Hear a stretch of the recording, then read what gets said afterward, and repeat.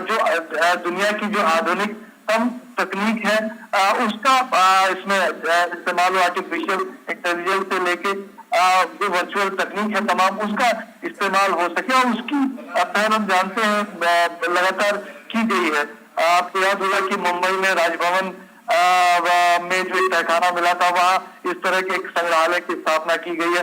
रांची में जनजातीय म्यूजियम बनाया गया। नॉर्थ ईस्ट के कई राज्यों में इस तरह के म्यूजियम स्थापित किए गए। तो अब देश एक कह सकते हैं कि अपनी सांस्कृतिक ऐतिहासिक विरासतों का एक तरह से संयोजन संरक्षण लगातार कर रहा है। उसमें बहुत महत्वपूर्ण भूमिका।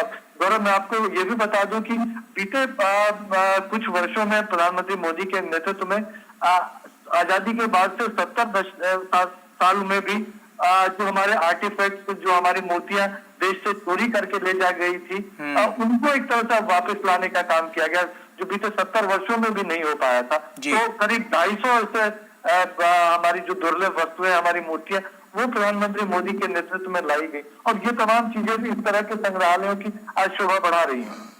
बिल्कुल, ये शोभा भी बढ़ा रही है और साफ तौर पर, क्योंकि हम जैसा कि जानते हैं कि हमारे देश में जो भी हमारी धरोहर रही है उसको प्रधानमंत्री ने सजोने के साथ साथ उसको संवारने और निखारने का भी काम किया है। ये भी हम सब भली भांति जानते हैं और बीते कुछ वर्षों में इसमें काफ़ी तेज़ी भी देखने को मिली है। इस तरह के जो उद्घाटन प्रधानमंत्री करते हैं, हम संग्रहालय की जब बात करते हैं तो इनको किस तरह से संग्रहित करके रखना और लोगों तक पहुँचाना और लोगों के विचारों में एक बदलाव लाना, ये हमने देखा एक नीतिगत फैसले के तहत ही हो पाया है और बीते कुछ वर्षों में इसमें बहुत ज्यादा तेजी नजर आई है। बिल्कुल बिल्कुल, देखिए, और इस वक्त प्रधानमंत्री जो कुछ काम बीते कुछ वर्षों में हुए हैं और आगे जो करने का लक्ष्य है उसको लेकर जो एग्जीबिशन जो लगा हुआ उसको भी प्रधानमंत्री मोदी देख रहे हैं। और हम जानते हैं कि कई अहम और चीजें भी इस इंटरनेशनल म्यूजियम एक्सपो में होने वाली है। प्रधानमंत्री एक्सपो का जो शुभंकर है उसका विमोचन करने वाला है। शुभंकर जो चन्नापट्टनम कला शैली में बनी एक डांसिंग गर्ल है, उसका विमोचन करेंगे। एक ग्राफिक नॉवेल संग्रहालय को लेकर वो उसको जारी करने वाले हैं। भारतीय संग्रहालयों की एक डायरेक्टरी, देखिए ये बहुत महत्वपूर्ण है। अगर किसी को संग्रहालयों को लेकर रिसर्च करना है, स्टडी करनी है या फिर विजिट ही करना है, तो उसकी एक प्रॉपर डायरेक्टरी वो उसका प्रधानमंत्री मोदी विमोचन करने वाले हैं। कर्तव्य पथ, हम जानते हैं कि जिस तरह से एक तरह से कर्तव्य पथ बनाया गया है और आज देश की आन बान शान का प्रतीक है कर्तव्य पथ, उसका पॉकेट मानचित्र उसका भी प्रधानमंत्री मोदी विमोचन करेंगे। और सिर्फ दिल्ली ही नहीं, देश के तमाम नागरिक जब आते हैं तो उनको पता होना चाहिए कि विभिन्न स्थानों पर उनको क्या चीज देखने के लिए मिल सकती है। इस कार्यक्रम में हम जानते हैं कि दुनिया भर के जो कल्चरल सेंटर्स है, विभिन्न देशों के संग्रहालयों से जुड़े हुए विशेषज्ञ, अंतर्राष्ट्रीय प्रतिनिधि मंडल के लोग भी आने वाले हैं। तो उनका जो बहुत अच्छा इंटरेक्शन जो भारत में इस तरह के विशेषज्ञ हैं, लोग हैं, उनके साथ होने वाला है। तो इंटरनेशनल लेवल के हमारे ये संग्रहालय रहे, दुनिया भर में उनका नाम हो और इन संग्रहालयों के जरिए भारत के एक तरह से चाहे राजनीतिक इतिहास को, सांस्कृतिक इतिहास हो, धार्मिक इतिहास हो, उसका परिचय पूरी दुनिया को मिल सके, भारत की संस्कृति की झलक मिल सके, भारत की जो वसुधैव कुटुंबकम की छाप वो इन संग्रहालयों में देख सके। तो वो एक तरह से बनाने की कोशिश है प्रधानमंत्री मोदी की। उस लिहाज से कह सकते हैं ये बहुत महत्वपूर्ण कार्यक्रम। और देखिए, ये जो देश में अपनी तरफ से जो प्रयास हो रहे हैं, एक तरफ जो एक पूरा इंफ्रास्ट्रक्चर हमारे पास, वो अगर संरक्षित वस्तुएं हैं तो उनको प्रदर्शित करने के लिए जगह हो सके, उनको संरक्षित करने की सुविधा हो सके, दूसरी तरफ नई पीढ़ी तक उसको पहुंचाने की कोशिश, और जो इंटरनेशनल व्यूअर्स है, ऑडियंस है, उन तक वो तमाम चीजें पहुंच सके उसके प्रचार प्रसार के लिए। तो हर स्तर पर वो कोशिश हो रही है और इसके लिए प्रधानमंत्री मोदी की तरफ से निर्देश है कि जो ये सुविधाएं हैं वो हमेशा अंतर्राष्ट्रीय स्तर की होनी चाहिए। तो उस लिहाज से कह सकते हैं कि बहुत महत्वपूर्ण कार्यक्रम, और ये एक सांस्कृतिक तौर पर देश को और भी ज्यादा कर्मठ बनाने की कोशिश, आप कह सकते हैं मजबूत बनाने की कोशिश, उन कोशिशों के हिस्से के तौर पर आप देख सकते हैं। गौरव, सुधाकर, एक बात इसमें गौर करने वाली है कि जो युवा हैं और जो छात्र हैं, उनकी रुचि भी अब भारत की जो ये आध्यात्मिक कलाएं रही हैं, जो भारत की संस्कृति रही है, जो भारत की विरासत रही है, उसमें काफ़ी दिलचस्पी उनकी अब देखने को मिल रही है। प्रधानमंत्री नरेंद्र मोदी ने जिस तरह से इनको संजोने का, इसको संवारने का जो काम किया है, उसके बाद से हमने देखा है कि युवा शक्ति में भी काफ़ी इंटरेस्ट इस बात को लेकर आया है और कहीं ना कहीं वो भी इन सब चीज़ों में अपनी भागीदारी भी सुनिश्चित कर रहे हैं और साथ ही साथ आगे बढ़कर इसको और ज्यादा मजबूत और ज्यादा सशक्त बनाने के लिए कारगर स्टेप भी उठा रहे हैं। बिल्कुल बिल्कुल, देखिए अब प्रधानमंत्री मोदी का सबसे बड़ा मकसद ही यही है कि देखिए इतिहास तो एक किसी कवि की कुछ पंक्तियां थी कि अपने पुरखों की विरासत को संभालो वरना आपकी बारिश में ये दीवार भी ढह जाएगी। तो जो राष्ट्र अपने इतिहास पर गर्व, प्रधानमंत्री मोदी ये हमेशा कहते हैं कि जो राष्ट्र अपने इतिहास पर, विरासत पर गर्व नहीं करता तो उसको आने वाले समय में दिक्कतें आती है, मुश्किलें आती हैं। तो जो हमारा इतिहास है, जो हमारी विरासत है, जो हमारे पूर्वजों ने जो कुछ भी संघर्ष किया है, तो उस पर न सिर्फ गर्व करना जरूरी है और नई पीढ़ी को के सामने उसको लाना जरूरी है। हम जानते हैं कि आज इस तरह के जो विषय है, एक वक्त वो भी था कि इस तरह के बच्चों को आप कहें युवाओं के नजरिए से तो बहुत बोरिंग सब्जेक्ट्स माने जाते थे, लेकिन आज युवा इन विषयों में इंटरेस्ट दिखा रहा है। वो भारत के संघर्ष का इतिहास, भारत के सांस्कृतिक पुनर्जागरण का इतिहास जानना चाहते हैं। वो भारत के महापुरुषों के बारे में खासतौर से जो अननोन हीरोज थे, और देखिए बहुत महत्वपूर्ण समय पर यह कार्यक्रम हुआ है।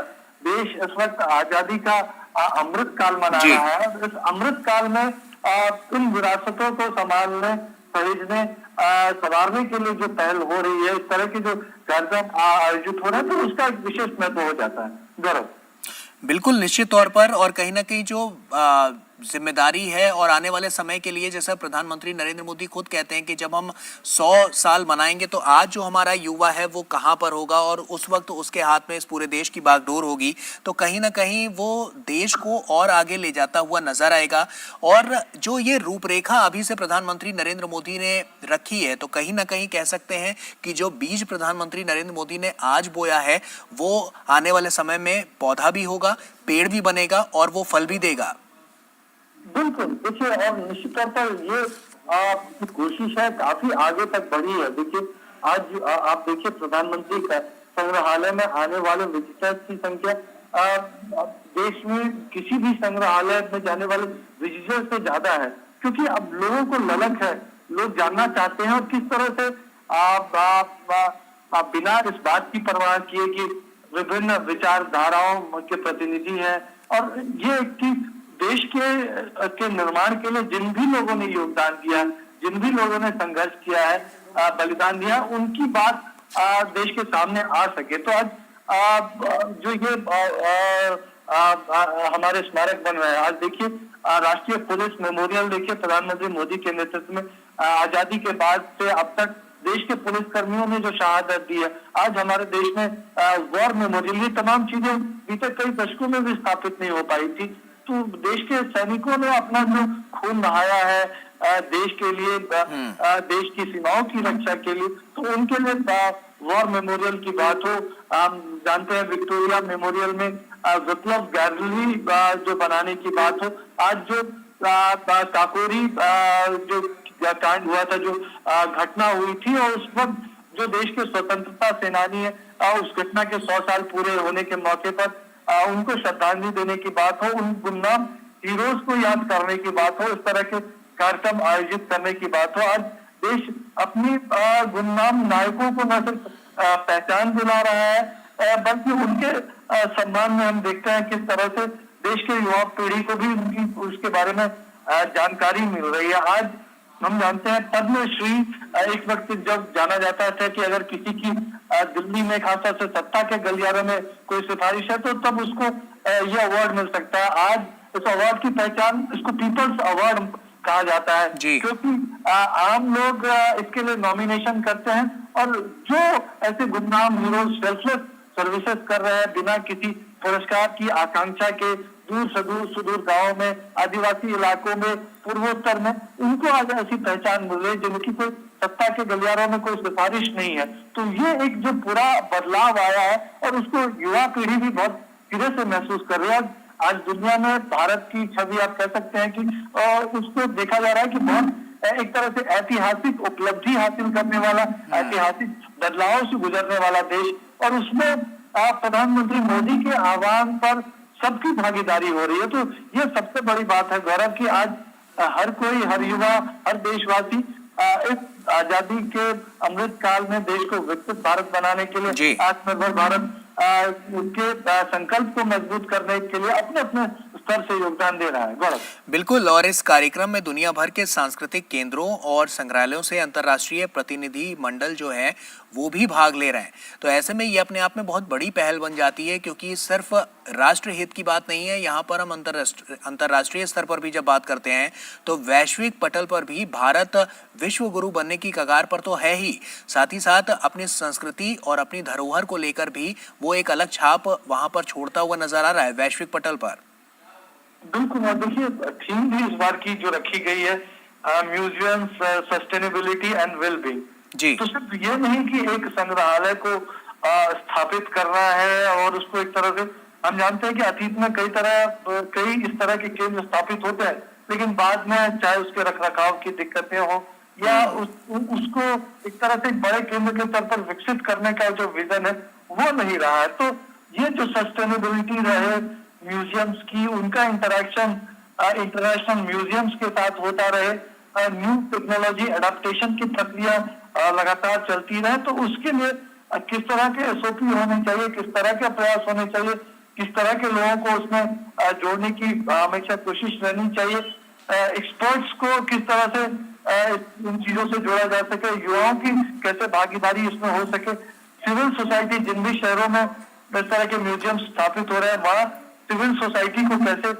जोड़ा जा सके, तो उस सबकी एक सोच के साथ आज काम किया जा रहा है। तो उसमें महत्वपूर्ण है जब यहाँ पर दुनिया भर के जो इंटरनेशनल जो एक्सपर्ट्स हैं इस फील्ड के, जो इस तरह के म्यूजियम्स दुनिया भर में स्थापित है, वहाँ जिस तरह से काम हुआ है, तो वो जो बेस्ट प्रैक्टिसेस है दुनिया भर की वो जानने का मौका मिले, वो समझने का मौका मिले। तो उस लिहाज से कह सकते हैं कि भारत के तमाम एक्सपर्ट्स के लिए भी बहुत महत्वपूर्ण ये कार्यक्रम रहने वाला है। बिल्कुल सुधाकर, और ये सफर आसान नहीं था। बीते कई वर्षों से हमने देखा कि प्रधानमंत्री नरेंद्र मोदी इसको लेकर भी टफ एक्शंस तो लेते हुए नजर ही आए हैं, लेकिन साथ ही साथ एक संघर्षपूर्ण इनका पूरा जीवन भी रहा है। और इनकी कार्यशैली की अगर हम बात करें तो बीते कुछ वर्षों में काफी संघर्ष इन्होंने देखा, और वैश्विक स्तर पर जब हम संस्कृति की बात करते हैं, धरोहर की बात करते हैं, तो इसको वैश्विक पटल तक पहुंचाने के लिए एक लंबा चौड़ा संघर्ष नजर आया। सुधाकर, आपको रोकना चाहूंगा और सीधे अब मंच का रुख करते हैं। प्रधानमंत्री नरेंद्र मोदी यहाँ पहुंच गए। May I request the Honourable Minister for Culture and Tourism, Shri G. Kishan Reddy, to please welcome him and all our guests to the program and to make the introductory remarks.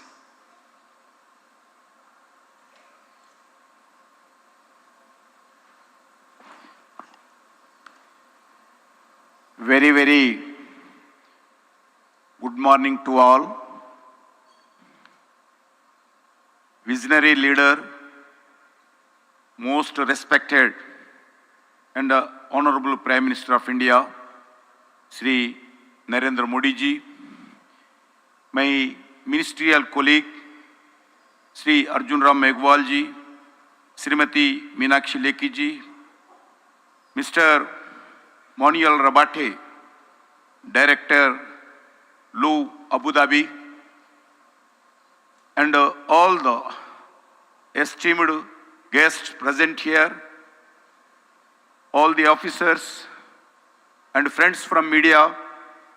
At the outset, I extend a warm welcome and express my deepest gratitude to the Honorable Prime Minister for agreeing to inaugurate the first of its kind 3-day International Museum Expo. I also welcome all the delegates to this expo, which is being organized as a part of the second phase of Azad Ka Amrit Mahotsav, India 75 years independent celebrations. Also to celebrate the 47th International Museum Day. On the 15th August 2022, Honorable Prime Minister Sri Narendra Modi ji, in his Independence Day address to the nation from Red Fort, spoken about Panchpran. Panchpran means the 5 resolves to make our country a developed nation by 2047. The year we are going to celebrate our 100 years independence celebrations. One of the 5 resolutions that the Honorable Prime Minister appealed about is to take pride in our heritage. Honorable Prime Minister, sir, taking your vision forward and under your guidance, the Ministry of Culture is striving to promote and preserve our rich cultural heritage, both tangible and intangible. In the last 9 years, Government of India, under your visionary leadership, sir, is constantly working on the theme of Vikas Bhi or Virasat Bhi. We are equally focused both on the Vikas, means development, and also on Virasat, preserving and promoting our rich cultural heritage. It is a matter of great pride for us this year 2023, in the year of India's G20 presidency, on the theme of 4 themes being deliberated upon under the cultural track is protection and restitution of cultural heritage. Prime Minister, sir, since 2014, under your vision, more than 145 museums have been new developed in India, which is 1/3 of the total museums developed by the Government of India in the last 75 years. In India, in private sector and government sector, we have 1200 plus museums provide a wonderful window to our arts, crafts, technology, and ancient heritage. As per your vision, the newly established Prime Minister Museum, Pradhan Mantri Sangrahalaya in New Delhi, is one such example where our rich historical past meets modern technology. Sir, you have time and again people of India to visit the museums, including in your Mann Ki Baat episode addressed to the nation, sir. We are working hard to make it a memorable experience for all our visitors by revamping many of these museums and by adopting new immersive and experimental technologies. Today, Museum Expo will bring together all the stakeholders under one roof to initiate a holistic conservation around a museum as per your vision, sir. The Expo will have master classes, panel discussions, physical exhibitions, techno mela, and institute conversion lab and hands-on excavations, fit several workshops for school children also. We hope the International Museum Expo will pave the way for very vibrant museums movement and ecosystem in the country. With these words, I once again welcome and thanks our Honorable Prime Minister Sri Narendra Modi ji for his gracious presence and visionary leadership in protecting our heritage, and all the delegates and all the museum organizations. Thank you. Jai Hind, Bharat Mata ki Jai.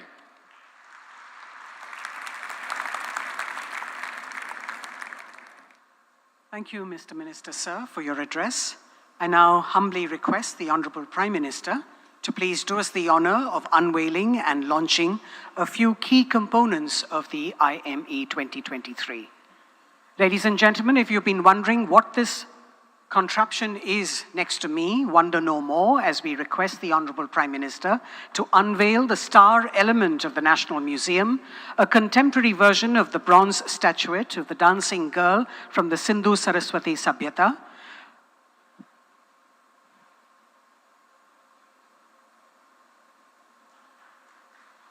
Prime Minister, sir, what you're seeing is a stylized and contemporarized life-size version inspired from the dancing girl to be the official mascot of the IME 2023.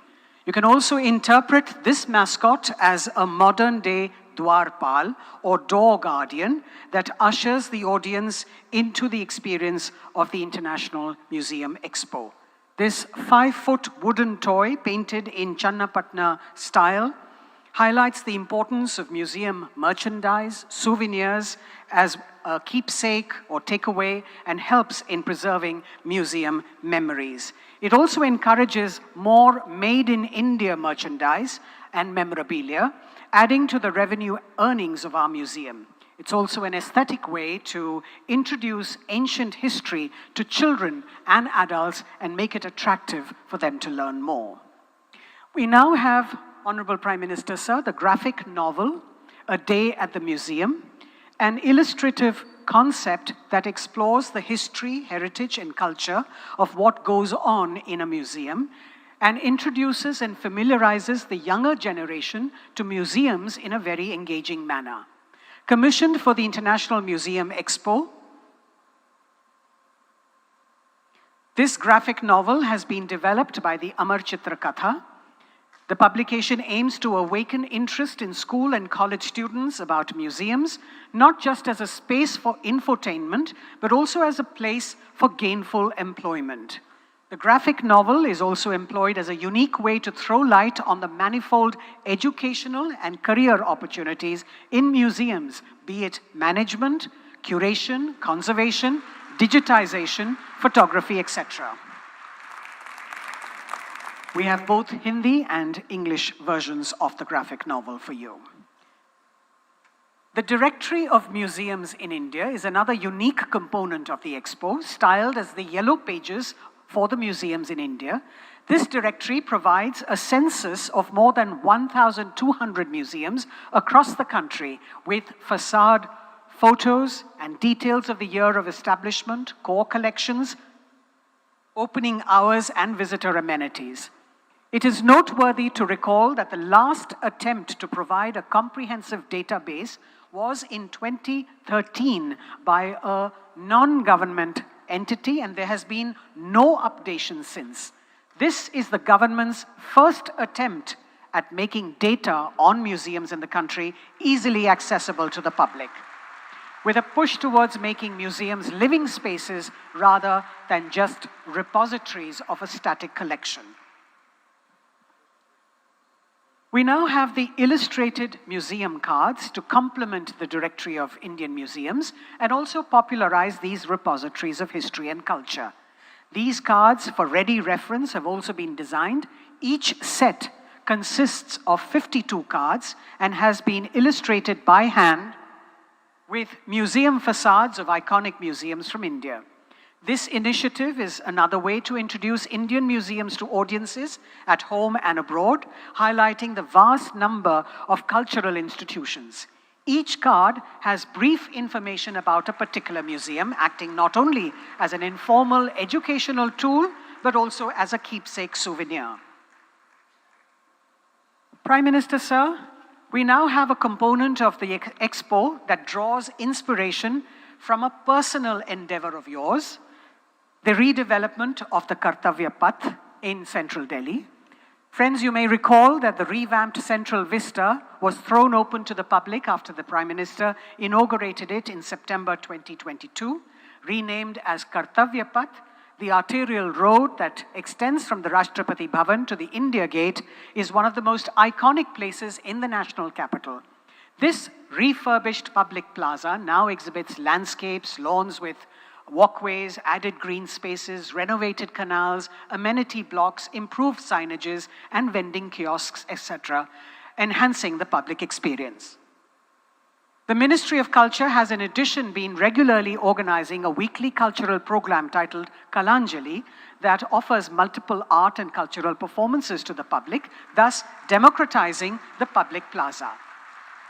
The pocket map of Kartavya Path, which the Honorable Prime Minister has launched today, is a small attempt to highlight the various state houses, cultural spaces, and the Ministry of Culture institutions along the iconic path. Thank you, Mr. Prime Minister, sir, for launching all those elements for us. Ladies and gentlemen, we have with us today the Director of the Louvre in Abu Dhabi, Mr. Manuel Rabate, a consummate museum professional who has been involved in the Louvre Abu Dhabi project for much of his career. He's a highly trained civil servant who rose to become the CEO of Agence France Museums, the organization created in 2008 to run the project with Abu Dhabi. He oversees all aspects of the first universal museum in the Arab world's operations and activity, welcoming more than 2 million visitors in its first 2 years and making it one of the most visited museums worldwide. I'd like to invite him now to please share his views on this occasion.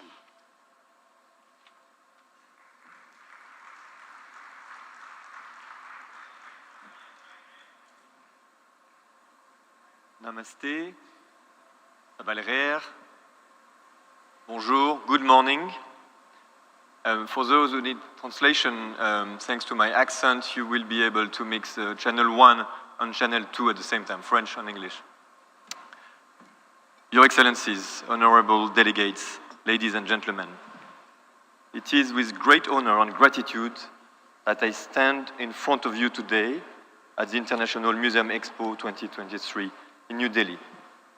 I want to congratulate for all the achievement that we have seen Shri Narendra Modi, the Honorable Prime Minister of India, for your unwavering support and commitment to the development of art and culture sector. I want to thank my colleagues and friends from the Ministry of Culture of India, Shri G. Kishan Reddy, Mr. Govind Mohand, and Mrs. Mugdha Singha, that I had the pleasure to welcome in Abu Dhabi short while ago. For this moment, I would like to start with the profound wisdom of two visionary leaders who have left a strong mark on their nations and on the world. His Highness, the late Sheikh Zayed bin Sultan Al Nahyan, once said, "He who does not know his past cannot make the best of his present and future, for it is from the past that we learn." Closer to you, closer to here, Mahatma Gandhi also stated, "The future depends on what you do today."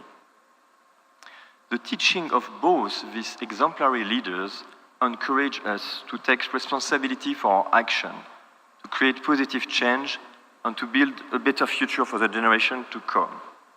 Today, as we gather in this expo, at the crossroads of culture, we witness the power of art and culture in bridging divides and transcending boundaries. As we celebrate our shared connections, we have the opportunity, with the museum system, to establish institutions and practices that serve as meeting points for a diversity of culture and people to engage, understand, and respect one another.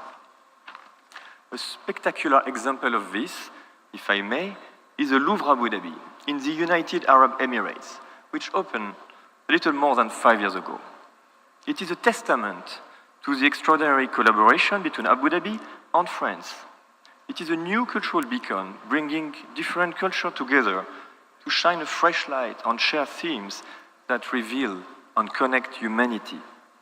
This is the first universal museum in the Arab world, and it is guiding us in an intellectual and emotional journey through time and space, unveiling our shared connection and the essence of what it means to be human.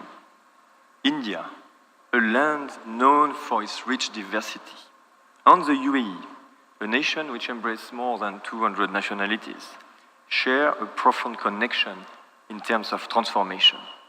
These nations are in constant motion, propelled by the interplay of culture, idea, and experience. In a very interconnected world, we have the opportunity to learn from one another, to draw upon our experience, success, sometimes failures of the past. As India, with this expo, is contemplating the future of its museum system, it is vital to embrace innovative models that define the role of museum to bolster its transformative journey. You have fantastically rich heritage and history. You are doing a commendable job of bringing it to the forefront. As a nation, you have made significant strides in showcasing your cultural treasure, and I applaud your efforts. I would like to share a few models, a few ideas for inspiration, not to copy, but to maybe learn from our success and our mistakes. I will propose 8 models or 8 ideas as takeaways that can resonate with what's happening here. First and foremost, I think we have created a new model of alliance, of governance. I'm a Frenchman working for the Department of Culture and Tourism of Abu Dhabi. We have a very strong relationship with the French system, and in Louvre, Abu Dhabi, you have both names, the best of the biggest museum of the world, and something absolutely rooted in the capital city of this state. This kind of innovative relationship can help accelerate the transformation. Second model that I would like to share, a new model for collections. At Louvre Abu Dhabi, we span over 12,000 years of history, and we have 600, 700 to illustrate that. These artworks are actually coming for a good part from the French collection. The other part is what is developed and acquired in Abu Dhabi as a national collection. But we also have ambassadors' objects from different countries, from Jordan, from Saudi, from the Philippines, from South Korea, I hope one day from India. And we have invented a model through this ambassador object of semi-permanent, of museum always evolving, of shared collection, which I think is the future of presenting artifacts to the world. Third model, traveling exhibitions. This is a model that can help reaching out to more and more visitors. This is also a way to optimize the cost and the feasibility of exhibition. We are very proud. Today, in the Louvre Abu Dhabi, we have a wonderful exhibition organized by the Musée du Quai Branly with us, called Bollywood Superstar, a short history of Indian cinema. I encourage you to come and see. After telling the long storytelling of India, from the Ramayana to the Mahabharata up to the Bollywood phenomenon, this exhibition, which is touching the heart of the people in Abu Dhabi, will go to Paris in the Musée du Quai Branly, which is another way of optimizing the way we do exhibition. Fourth model, the economic development. The museums are part of the economic fabric. We know at Louvre Abu Dhabi that by attracting 3.8 million now, after 5 years, we have contributed to make Abu Dhabi a touristic destination. We are proud of that, and we are working hand in hand with our touristic colleague. This is also inbound, but this is also a way of building relationship with the private sector. I'm carrying a watch that we just developed.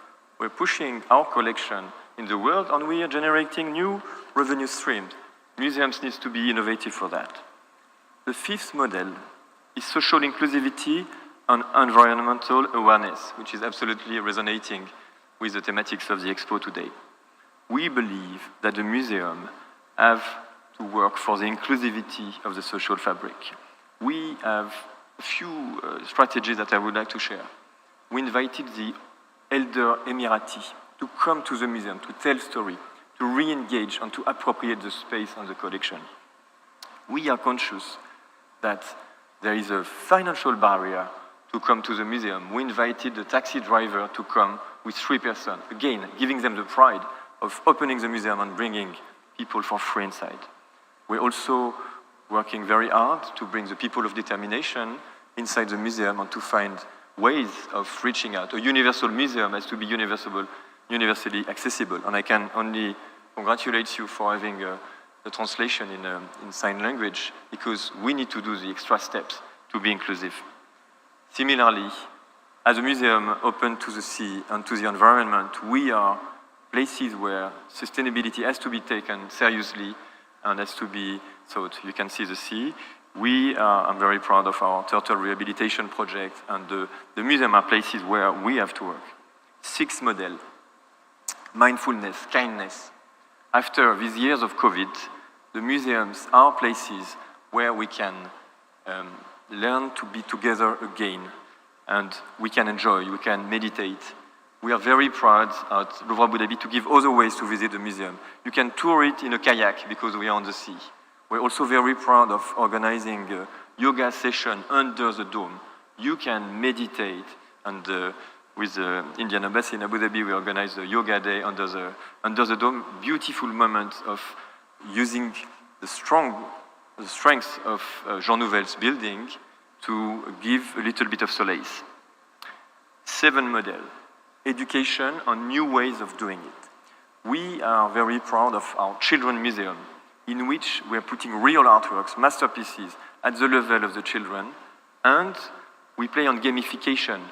We need to fight with the world of digital screens.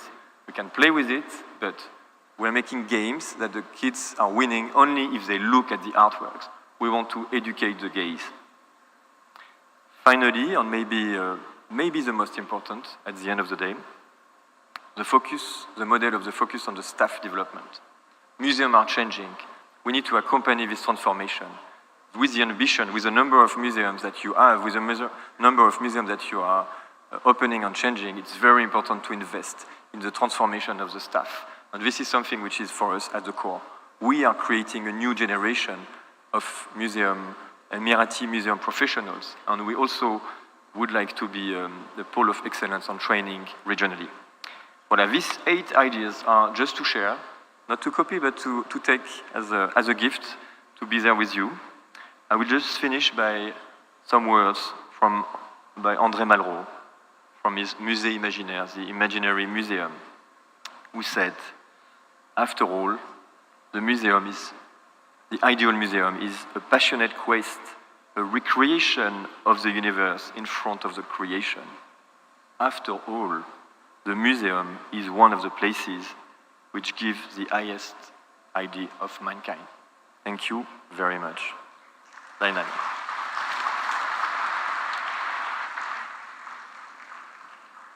Thank you very much, Mr. Rabate.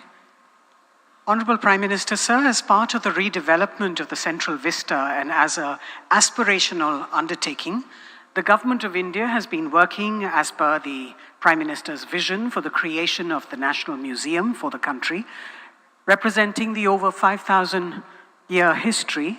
This museum is not just contemporary, but is futuristic, participatory, and using state-of-the-art new and emerging technologies in keeping with the times. All these efforts are in alignment with the Honorable Prime Minister's central thought of dedicating it to the people of the country and making it truly representative of the role that they play in making the nation. Named Yuge Yugin Bharat, which translates in English as Timeless, Eternal India, the new museum will depict the story of India's rich civilizational culture of more than 5,000 years, from the ancient times to 2047. So the Ministry of Culture is proud to present a virtual walkthrough of the upcoming museum at North and South Blocks that showcases the various sections or khands, tracing the continuous history of our civilization. May I request the Honorable Prime Minister to please press on the remote, sir? And we will play out the film. You may also be aware that there have been 2 joint working group meetings with France to discuss collaboration on this project, and this matter will be discussed further with the French side on the sidelines of the Museum Expo to firm up the MOU. Bharat देश जहां दुनिया की सबसे बड़ी statue, सबसे बड़ा stadium और 10,000 feet ऊंचाई पर बनी विश्व की सबसे लंबी टनल है। इसी भारत देश में बनने जा रहा है विश्व का सबसे बड़ा संग्रहालय, युगे युगीन भारत राष्ट्रीय संग्रहालय। कोई भी देश तब तक आगे नहीं बढ़ सकता जब तक को अपने इतिहास, अपनी विरासत, अपनी संस्कृति, उनके प्रति अगर वो गर्व करना नहीं जानता है। इस संग्रहालय में संकलित है हमारी युगों पुरानी गाथा। कौन थे हमारे पूर्वज जिन्होंने इस प्राचीन संस्कृति की नींव रखी, जिनके मार्गदर्शन में वैभवशाली सभ्यता का विकास हुआ, जिनके संरक्षण में ज्ञान विज्ञान की अतुल संपदा विकसित हुई और जिन्होंने भारतीय स्वतंत्रता संग्राम का इतिहास रचा। भारत का यह बेजोड़ संग्रहालय बनकर तैयार हो रहा है 1,17,000 वर्ग मीटर के विस्तार में। संग्रहालय बनकर तैयार हो रहा है 1,17,000 वर्ग मीटर के विस्तार में। संकलित की जा रही है इस ऐतिहासिक 5,000 वर्ष पुरानी भारत की अतुल सांस्कृतिक संकलित की जा रही है लगभग 5,000 वर्ष पुरानी भारत पहले अतुल सांस्कृतिक ज्ञान मिश्रित धातु के निर्माण का आप जानते हैं प्राचीन भारत हमारे पूर्वजों के प्रति मिश्रित धातु के निर्माण द्वार से प्रवेश करके आरंभ कर प्राचीन भारत खंड विज्ञान के प्रति यात्रा ऐसे ही एक द्वार से प्रवेश कर भारत वर्ष की प्राचीन समृद्ध परंपराओं का संसार में यात्रा पहुंचते हैं भारत वर्ष की प्राचीन समृद्ध परंपराओं के संसार में। आश्चर्य होता है कि युगों पहले भारत में सुनियोजित नगर व्यवस्था विकसित हो चुकी। आश्चर्य होता है हम बात कर रहे हैं पहले सिंधु भारत में सुनियोजित नगर व्यवस्था विकसित क्या कभी सोचा है कि हम बात कर भारत में पर्वतों, समुद्रों, नदियों और पेड़ों की क्या कभी सोचा है कि क्यों भारत हजारों साल पहले समुद्रों, हमारे विद्वान जानते थे पेड़ों के जिन पंच तत्वों से सृष्टि का निर्माण हुआ, हजारों साल पहले भी हमारे विद्वान जानते थे कि जिन हजारों वर्ष सृष्टि का निर्माण भारत की चारों दिशाओं में पीठों की स्थापना की गई थी, जिसने पूरे राष्ट्र को भारत की चारों दिशाओं में पीठों की स्थापना की गई थी, केवल जिसने पूरे राष्ट्र को राजनीतिक, सामाजिक, आर्थिक, ज्योतिष और विज्ञान जैसे सभी क्षेत्रों का ज्ञान राजनीतिक, सामाजिक, आर्थिक, ऋग्वेद और विज्ञान जैसे सभी विषयों का पाला का वर्णन मिलता है। ऋग्वेद में त्वचा रोग विशेषज्ञ विदुषी पतंजलि के अष्टांग योग की प्रासंगिकता हैरान करने वाली है। चरक के सिद्धांत और पतंजलि के अष्टांग योग की प्रासंगिकता भारत में हैरान करने वाली वर्ष से भी पहले से था। विश्वविद्यालयों का नालंदा और विक्रमशिला जैसे अनेक विश्वविद्यालयों को पहले से था विश्व में ख्याति प्राप्त थी। नालंदा और विक्रमशिला जैसे अनेक विश्वविद्यालयों को पूरे विश्व में ख्याति प्राप्त थी। वैभवशाली मौर्य साम्राज्य के उत्थान और विस्तार के साथ ही यहाँ सातवाहन वैभवशाली मौर्य साम्राज्य के उत्थान और विस्तार के साथ ही यहाँ सातवाहन, पल्लव, पांड्य वंशों और कश्मीर आदि के शासकों की राष्ट्रगाथाएं चालुक्य, चेर, पांड्य की चिड़िया और भारत का वैभवशाली गुप्त गौरव गाथाएं संकलित दक्षिण भारत के चोल, सोने की चिड़िया भारत का वैभवशाली के व्यापारिक संबंध या दक्षिण भारत के चोल और चेर, पांड्य वंश सभी के व्यापारिक संबंध पश्चिम में मिस्र, ग्रीस और रोम तक फैले थे।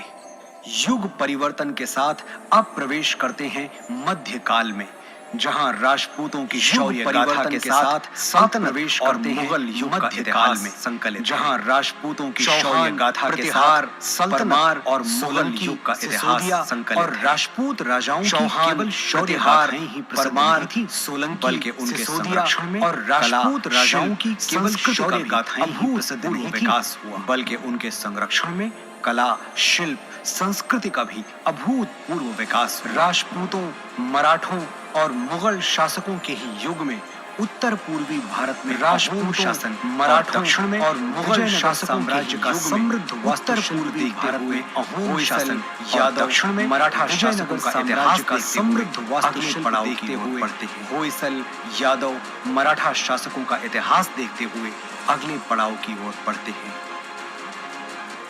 बढ़ते हैं परिवर्तन के उस दौर की ओर जब ईस्ट इंडिया कंपनी को भारत में व्यापार की बढ़ते हैं परिवर्तन के उस दौर की ओर जब ईस्ट इंडिया कंपनी को भारत में व्यापार की अनुमति मिली।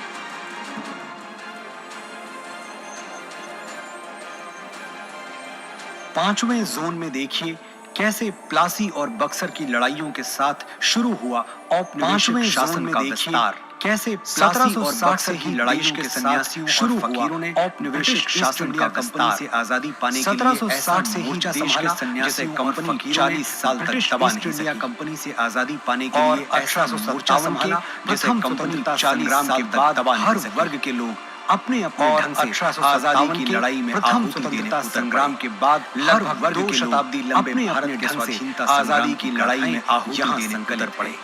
लगभग 2 शताब्दी लंबे भारत के स्वाधीनता संग्राम की गाथाएं यहाँ संकलित हैं। वर्षों के संघर्ष के बाद भारत की आजाद हवा में स्वतंत्रता का तिरंगा लहराया।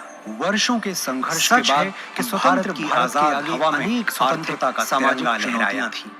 हर चुनौती को पार करने के लिए भारत के आगे राष्ट्र का निर्माण करने सामाजिक स्वतंत्र भारत ने फिर हर चुनौती को पार करने के लिए लोक सशक्त राष्ट्र का निर्माण करने के लिए स्वतंत्र भारत ने फिर से राष्ट्र को संप्रभु लोकतांत्रिक गणराज्य बनाया। विज्ञान और प्रौद्योगिकी में आधुनिक भारत नई ऊंचाइयां छू रहा है।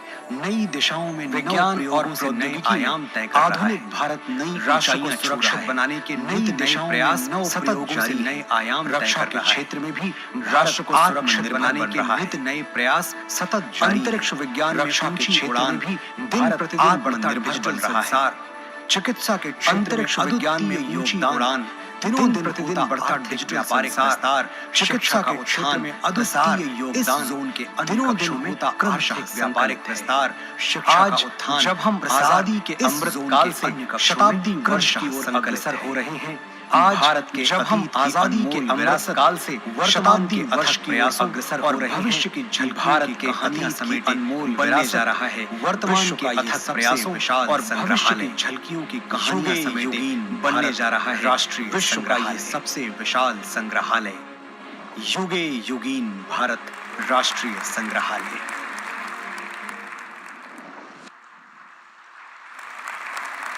May I now request the Honourable Prime Minister of India, Shri Narendra Modi ji, to please address the august gathering. May I now request the Honourable Prime Minister of India, Shri Narendra Modi ji, to please address the august gathering.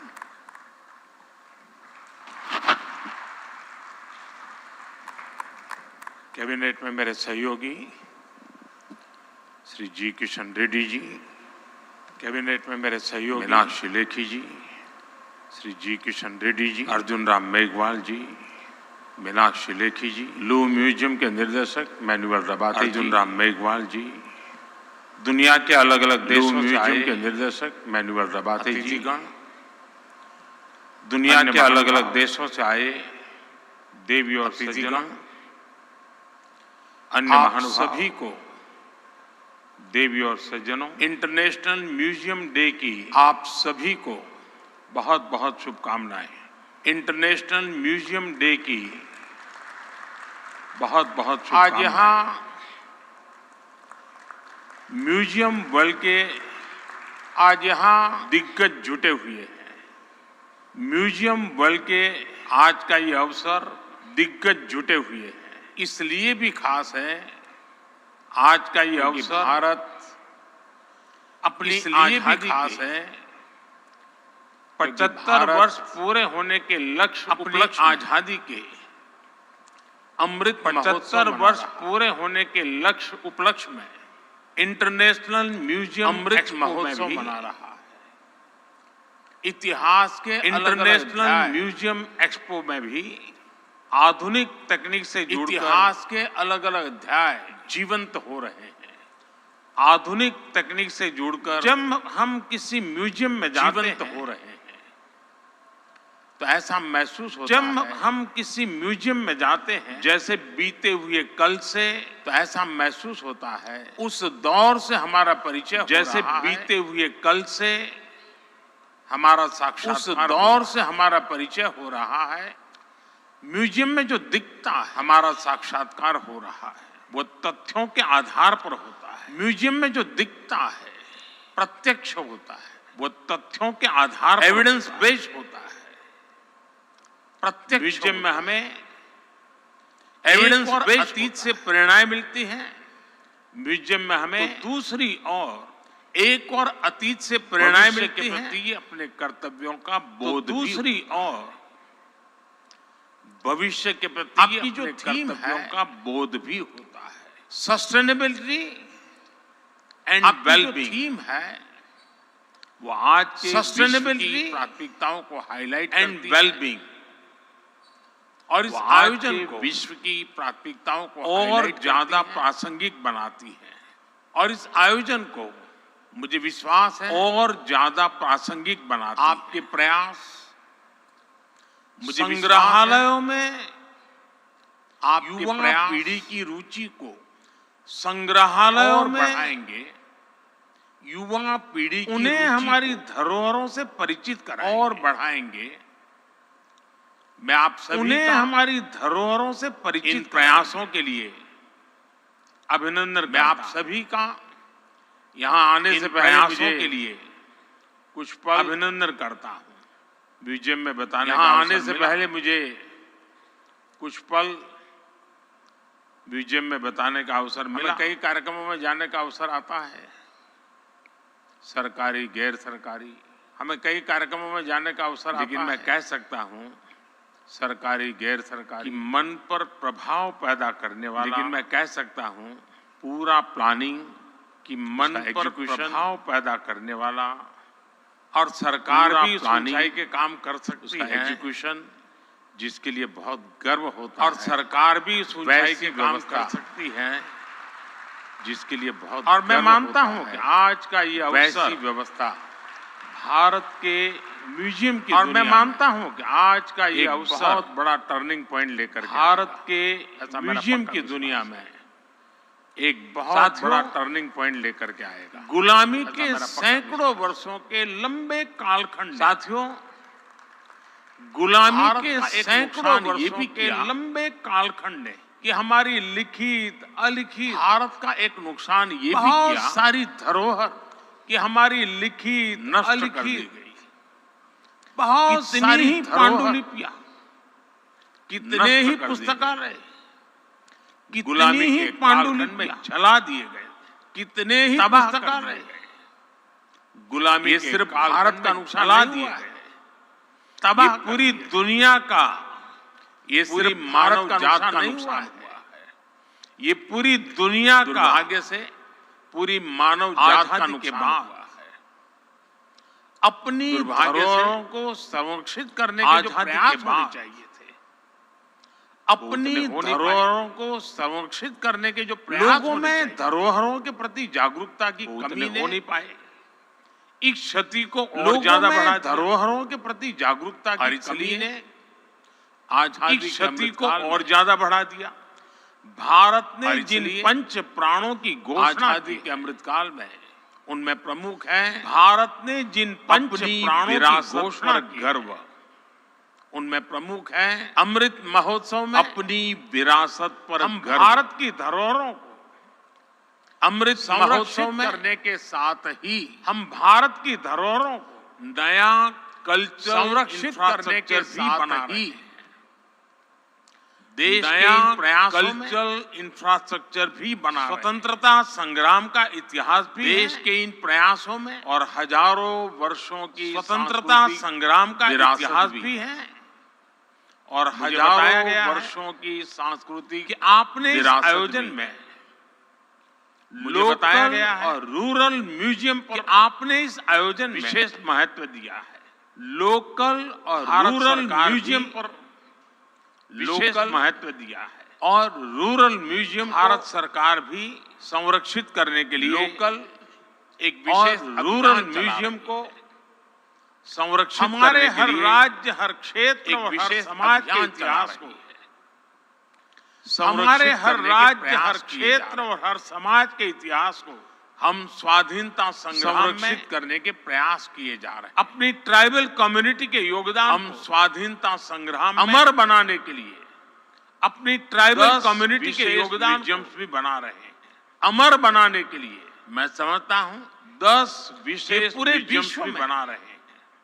एक ऐसी अनूठी पहल है कि पूरे विश्व में tribal diversity अनूठी पहल है, इतनी व्यापक झलक दिखने वाली है। ट्राइबल डाइवर्सिटी की नमक सत्याग्रह के दौरान व्यापक झलक दिखने वाली महात्मा गांधी जिस पथ पर चले थे, नमक सत्याग्रह के दौरान पथ को भी संरक्षित किया गया। महात्मा गांधी जिस पथ पर चले, जिस स्थान पर गांधी जी ने नमक कानून तोड़ा था, को भी संरक्षित किया गया। वहाँ आज एक भव्य मेमोरियल जिस स्थान पर गांधी जी ने नमक कानून तोड़ा था, आज देश और दुनिया के लोग आज एक भव्य मेमोरियल बना दांडी कुटीर देखने गांधीनगर आते हैं।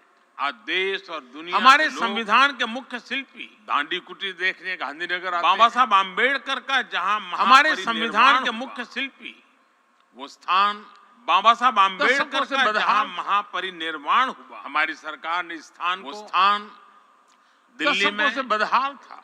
5 अलीपुर रोड को नेशनल मेमोरियल में परिवर्तित किया है। दिल्ली में बाबा साहब अलीपुर रोड से जुड़े नेशनल मेमोरियल में परिवर्तित किया है। महू में जहां उनका जन्म हुआ, बाबा साहब के जीवन से जुड़े पंचतीर्थ, नागपुर में जहां उनका जन्म हुआ, मुंबई की चैत्यभूमि जहां उनकी समाधि है, नागपुर में जहां ऐसे स्थानों का भी विकास, मुंबई की चैत्यभूमि जहां उनकी समाधि है, भारत की ऐसे स्थानों का भी विकास से ज्यादा रियासतों को जोड़ने वाले भारत की सरदार साहब की गगन से ज्यादा रियासतों को जोड़ने वाले आज सरदार साहब की गगन का गौरव बनी स्टैच्यू ऑफ यूनिटी, आज स्टैच्यू ऑफ यूनिटी के भीतर भी एक म्यूजियम बना हुआ है।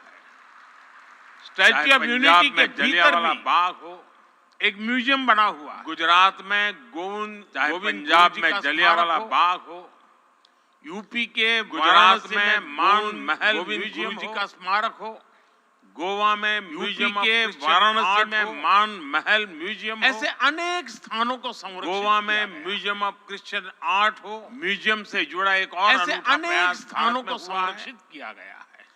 हमने राजधानी दिल्ली से जुड़ा एक और अनूठा प्रयास भारत में देश के सभी पूर्व प्रधानमंत्री, हमने राजधानी दिल्ली में और ये गुदान को समर्पित देश के सभी पूर्व म्यूजियम बनाया की यात्रा आज, और ये गुदान को पूरे देश से लोग आकर पीएम म्यूजियम बनाया। पीएम म्यूजियम में आज आजादी के पूरे देश से लोग आकर के साक्षी बन रहे हैं। पीएम म्यूजियम में मैं यहाँ आजादी के बाद की भारत के अतिथियों से विशेष आग्रह करूंगा, मैं यहाँ आए इस म्यूजियम को भी विशेष आग्रह करूंगा। साथियों, एक बार जब कोई देश इस म्यूजियम को भी अवश्य अपनी विरासत को सहेजना शुरू कर देता है, जब कोई देश तो उसका एक अपनी विरासत को सहेजना शुरू कर देता है, ये पक्ष है तो उसका एक दूसरे देशों के साथ संबंधों में आत्मीयता, ये पक्ष है जैसे कि भगवान बुद्ध के महापरिनिर्वाण के बाद आत्मीयता। भारत ने जैसे कि भगवान बुद्ध के महापरिनिर्वाण के बाद पीढ़ी दर पीढ़ी संरक्षित किया उनके पवित्र अवशेषों को, और आज वो पवित्र अवशेष पीढ़ी दर पीढ़ी भारत ही नहीं किया है, दुनिया के और आज वो पवित्र अनुयायियों को भारत ही नहीं जोड़ रहे हैं, दुनिया के करोड़ों बौद्ध अनुयायियों को बुद्ध पूर्णिमा के अवसर जोड़ रहे हैं। 4 पवित्र अवशेषों को मंगोलिया भेजा था बुद्ध पूर्णिमा के अवसर, वो अवसर पूरे मंगोलिया के लिए आस्था का अवशेषों को मंगोलिया भेजा था। बुद्ध के जो रैली मंगोलिया के लिए हमारे पड़ोसी देश श्रीलंका में है, बुद्ध के जो रैली उन्हें भी यहाँ हमारे पड़ोसी देश श्रीलंका में है। ऐसे ही बुद्ध पूर्णिमा के अवसर पर गोवा में यहाँ कुशीनगर लाया गया। सेंट क्वीन केटेवान के पवित्र अवशेषों की धरोहर भी गोवा में भारत के पास संरक्षित। सेंट क्वीन केटेवान के पवित्र अवशेषों की धरोहर ने भारत के पास क्वीन केटेवान के रैलिस को मुझे याद है जॉर्जिया भेजा था। सेंट वहां केटेवान के रैलिस का माहौल बन गया था, जॉर्जिया भेजा था उस दिन, तो वहां जॉर्जिया ने अनेकों नागरिकों वहां के सड़कों पर एक बड़ा मेले जैसा जॉर्जिया ने अनेकों नागरिकों वहां के हमारी विरासत एक बड़ा मेले जैसा माहौल हो गया। वैश्विक एकता यानी वर्ल्ड यूनिटी हमारी विरासत बनती है, वैश्विक इसलिए इस विरासत यूनिटी का संजाने वाली है हमारे म्यूजियम, इसलिए इस विरासत को संजाने वाले बढ़ जाती है। हमारे म्यूजियम साथियों जैसे भूमिका परिवार भी में और ज्यादा बढ़ जाती है। आने वाले कल के साथियों, लिए जोड़ते हैं। जैसे हम परिवार में वैसे ही हमें पूरी आने वाले पृथ्वी कल को के एक लिए परिवार जोड़ते हैं। मानकर वैसे ही अपने हमें संसाधनों को पूरी बचाना पृथ्वी है। को एक परिवार मानकर मेरा सुझाव है अपने संसाधनों कि को हमारे बचाना म्यूजियम्स इन वैश्विक मेरा प्रयासों सुझाव में है कि हमारे active म्यूजियम्स participants बने। इन वैश्विक हमारी प्रयासों धरती में ने बीती सदियों में एक्टिव पार्टिसिपेंट्स बने। कई प्राकृतिक आपदाएं हमारी झेली। धरती ने बीती इनकी सदियों में स्मृतियां और निशानियां कई प्राकृतिक आपदाएं आज भी झेली। मौजूद है। हमें इनकी ज्यादा से स्मृतियां और ज्यादा निशानियां म्यूजियम आज भी इन मौजूद है। निशानियों की इनसे जुड़ी हमें तस्वीरों ज्यादा से ज्यादा म्यूजियम गैलरी की दिशा में सोचना चाहिए। इन निशानियों हम की, अलग अलग इनसे समय जुड़ी में तस्वीरों धरती की बदलती तस्वीर का चित्रण गैलरी भी की कर दिशा में सकते हैं। सोचना चाहिए। इससे आने वाले हम अलग अलग समय समय में में धरती की बदलती पर्यावरण तस्वीर के का प्रति चित्रण भी कर जागरूकता सकते हैं। बढ़ेगी। इससे आने जो वाले बताया समय गया में है, लोगों में किस पर्यावरण के प्रति जागरूकता बढ़ेगी। गैस्ट्रोनॉमिक मुझे बताया एक्सपीरियंस गया के है लिए भी किस एक्सपो स्पेस बनाया गया है। गैस्ट्रोनॉमिक आयुर्वेद और एक्सपीरियंस मिलेट्स के लिए भी श्री अन्न पर आधारित स्पेस व्यंजनों बनाया का गया है। अनुभवी लोगों लोगों को को आयुर्वेद और मिलेट्स भारत श्री के अन्न पर प्रयासों आधारित से व्यंजनों का आयुर्वेद और अनुभवी मिलेट्स लोगों को श्री मिलेगा। अन्न दोनों भारत ही इन के दिनों प्रयासों से एक ग्लोबल मूवमेंट आयुर्वेद और मिलेट्स श्री अन्न हम श्री अन्न दोनों ही इन दिनों और अलग अलग एक वनस्पतियों ग्लोबल के मूवमेंट हजारों बन वर्षों चुकी की है। यात्रा के आधार पर भी हम श्री अन्न नए म्यूजियम बना और सकते हैं। अलग अलग वनस्पतियों के हजारों तरह वर्ष के की प्रयास यात्रा के आधार पर भी इस नए नॉलेज म्यूजियम सिस्टम बना को सकते हैं। आने वाली इस पीढ़ियों तरह तक के पहुंचाएंगे और इस उन्हें नॉलेज नॉलेज सिस्टम सिस्टम को साथियों, आने वाली पीढ़ियों तक पहुंचाएंगे इन सभी प्रयासों में और उन्हें अमर बनाएंगे। हमें सफलता तभी तभी मिलेगी इन सभी जब हम प्रयासों में ऐतिहासिक हमें वस्तुओं के सफलता तभी संरक्षण को मिलेगी जब हम देश का स्वभाव बनाएं। ऐतिहासिक वस्तुओं के अब सवाल संरक्षण ये को कि अपनी धरोहरों देश का का स्वभाव स्वभाव बनाएं। देश के अब सवाल सामान्य ये नागरिक को स्वभाव कि बनेगा अपनी कैसे? धरोहरों का संरक्षण मैं एक छोटा सा उदाहरण देता हूं। देश के सामान्य क्यों न नागरिक को भारत में स्वभाव हर बनेगा परिवार कैसे? अपने घर में मैं एक छोटा सा उदाहरण अपना देता एक पारिवारिक हूं। संग्रहालय क्यों न बनाएं। भारत में हर परिवार घर के ही भी लोगों के अपने विषय घर में, में अपने ही परिवार की अपना एक पारिवारिक संग्रहालय बनाए घर के ही भी इसमें लोगों घर के की, विषय में, घर के अपने ही बुजुर्गों परिवार की जानकारियां। पुरानी और कुछ खास चीजें रखी जा सकती हैं। इसमें आज घर आप की, जो घर के एक बुजुर्गों पेपर की लिखते हैं, पुरानी और कुछ खास चीजें वो आपको रखी जा सामान्य सकती हैं। लगता है। आज लेकिन आप जो आपकी एक लेखनी पेपर में लिखते वही हैं, कागज का टुकड़ा वो आपको सामान्य तीन लगता है। चार पीढ़ी के बाद लेकिन एक आपकी emotional लेखनी property में बन वही जाएगा। कागज का टुकड़ा ऐसे ही 3-4 हमारे पीढ़ी के स्कूलों बाद को एक भी, इमोशनल प्रॉपर्टी बन जाएगा। हमारे भिन्न भिन्न संस्थानों और ऐसे ही संगठनों को भी हमारे स्कूलों अपने- अपने म्यूजियम जरूर बनाए। हमारे भिन्न भिन्न संस्थानों और संगठनों देखिएगा को इसे कितनी बड़ी और अपने ऐतिहासिक अपने पूंजी म्यूजियम जरूर बनाने भविष्य के लिए तैयार होगी। देखिएगा इसे जो कितनी देश बड़ी के और विभिन्न ऐतिहासिक शहर पूंजी हैं, भविष्य वो के भी लिए अपने तैयार यहाँ होगी।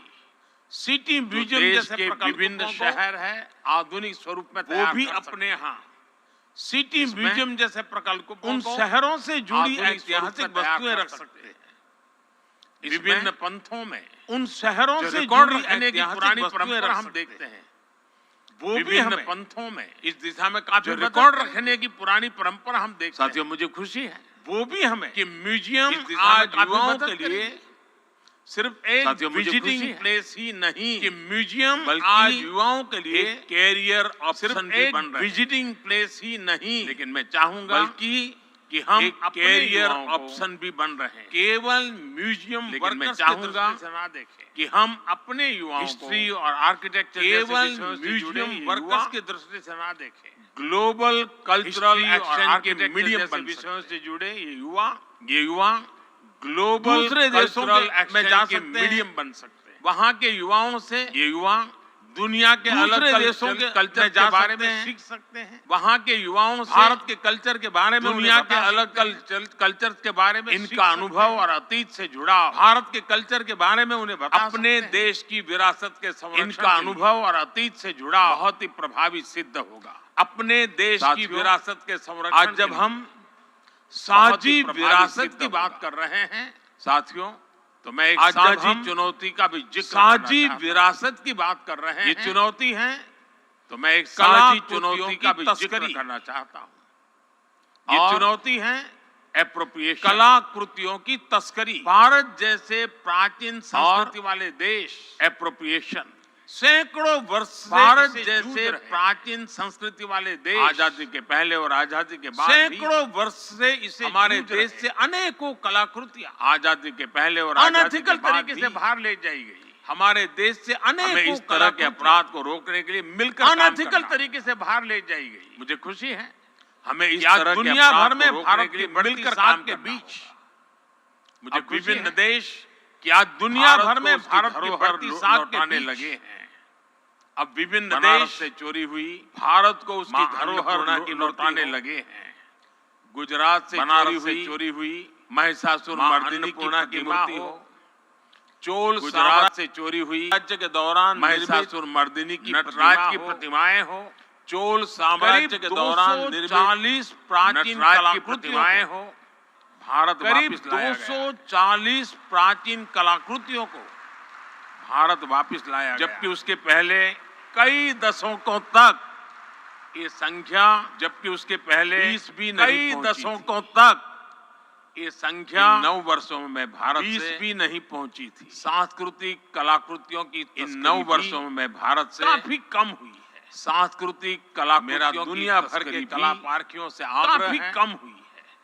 विशेषकर म्यूजियम से दुनिया जुड़े भर लोगों के से कला अपील है पार्कियों से आग्रह है कि इस क्षेत्र में सहयोग विशेषकर विशेषकर म्यूजियम म्यूजियम से जुड़े लोगों से अपील है किसी भी देश के किसी इस भी क्षेत्र में म्यूजियम में सहयोग कोई को ऐसी और कलाकृति बढ़ाएं। नहीं हो किसी जो भी अनएथिकल अनएथिकल तरीके से वहां म्यूजियम पहुंची। में कोई ऐसी कलाकृति नहीं हो हमें सभी म्यूजियम्स जो के लिए अनएथिकल तरीके से वहां इसे पहुंची। मोरल कमिटमेंट बनाना चाहिए। हमें सभी म्यूजियम्स के साथियों, लिए मुझे इसे विश्वास मोरल है कमिटमेंट बनाना चाहिए। हम अतीत से जुड़े रहकर साथियों, मुझे भविष्य के विश्वास लिए है नए आइडियाज हम पर अतीत इसी से तरह जुड़े काम रहकर करते रहेंगे। भविष्य के लिए हम विरासत को नए आइडियाज पर इसी सहेजेंगे तरह भी काम करते रहेंगे और नई विरासत का निर्माण हम भी विरासत करेंगे। को सहेजेंगे कामना भी के साथ और नई विरासत का सभी का निर्माण भी करेंगे। हृदय से बहुत बहुत इसी धन्यवाद। कामना के साथ आप सभी का हृदय से बहुत बहुत धन्यवाद। Thank you very much, Honorable Prime Minister, sir. Ladies and gentlemen, we've come to the close of the inaugural session now. Ladies and gentlemen, we've come to the close of the inaugural session now. तो हम सुन I रहे request थे you all to please प्रधानमंत्री remain in your Narendra Modi place. को जिस तरह से अंतर्राष्ट्रीय संग्रहालय तो एक्सपो हम सुन रहे थे 2023 का प्रधानमंत्री उन्होंने नरेंद्र उद्घाटन मोदी किया और को बहुत जिस तरह अहम से बातें अंतर्राष्ट्रीय संग्रहालय एक्सपो उन्होंने साफ तौर 2023 पर का बोला कि किस तरह उन्होंने से उद्घाटन किया और सांस्कृतिक धरोहर का जो उन्होंने संरक्षण साफ तौर है पर बोला कि किस तरह से सांस्कृतिक धरोहर का जो संरक्षण